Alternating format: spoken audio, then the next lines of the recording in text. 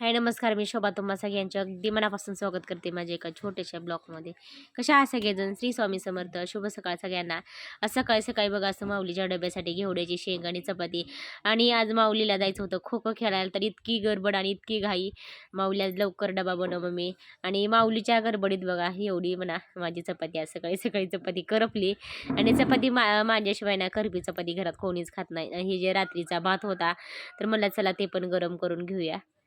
नाही खो खो खेळून आलाय, तर माऊली बाळासाठी असं चहा बनवलाय. तर माऊली बाळाला खायचं होतं चहा आणि बिस्किट आहे ना बाळा. तर एवढा चेहरा सुकलाय बघा, बरं वाटत नाही. ताप पण हे आलेला आहे. खो खो खेळून जिंकला का, तर जिंकल्यामुळं असं इतका थकवा आलाय माऊली बाळाला. तर माऊलीसाठी ना असं थोडंसं चहा बनवलाय. तर हे बघा मारीगोल्ड बिस्किट खायचंय त्याला. मारीगोल्ड बिस्किट आणि चहा. तर इतका चेहरा सुकलाय, थंडी ताप आलेले स्वेटर घातलाय माऊली बाळांनी. काय होतंय काय होतंय? झोप लागली. तर सकाळच्या बघा 1 2 3 चपात्या होत्या, तर असं मस्त तुकडं करून घेतलेले. तर म्हणलं चला मस्त गरमागरम ना, थंडीचा दिवस चालू आहे तर असं चपातीचा चिवडा बनवूया खाण्यासाठी. तर हे बघा इकडं कांदा टोमॅटो कढीपत्ता आणि कोथिंबीर घेतलेली मी बारीक चिरून. तर चला एकदा मिक्सरमधनं काढूया हे तुकडं. सगळे चहा बिस्किट खायला. हे बघा आपलं माऊली बाळाच बऱ्याच दिवसातून चहा बिस्किट खातंय. तर आज माऊलीला आता तापाची गोळी द्यायची. पूर्णपणे माऊलीचा चेहरा सुकलेला आहे ना, सर्दी थंडी ताप.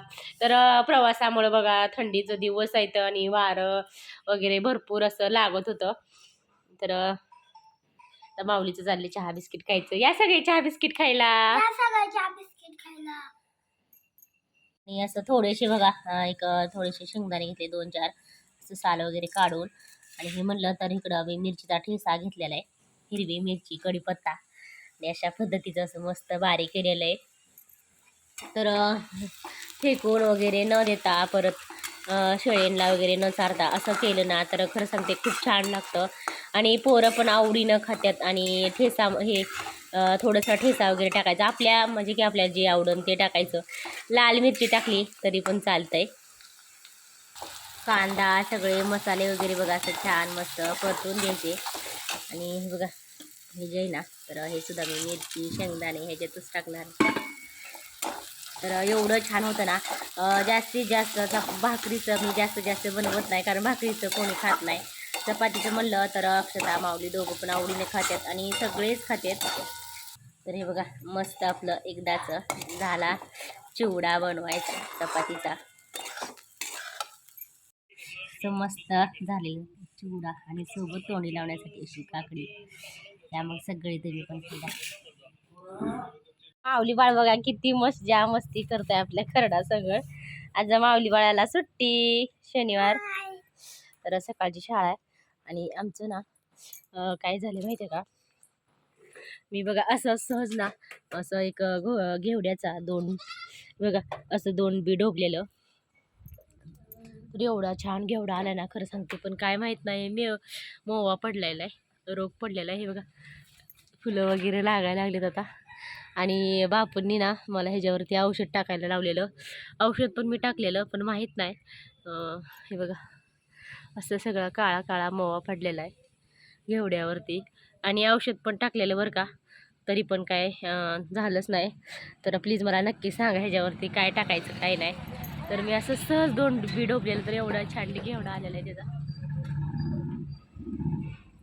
मस्त आलेला आहे. आणि कर्दळ जी होती ना ती टाकली मी कापून.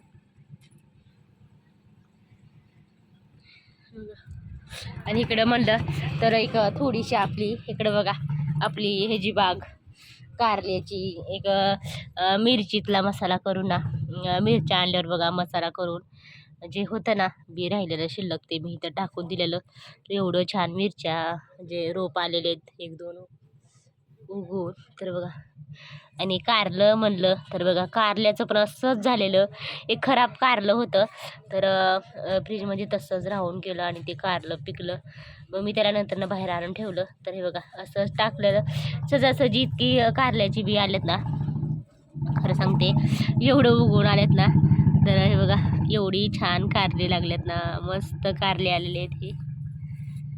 अजून कळी पडलेले, भरपूर कळी लागलेले आहेत आपल्या कारल्याला. हे बघा मस्त कारले यायला लागलेत. अजून अजून बरेच कारले लागायला लागले.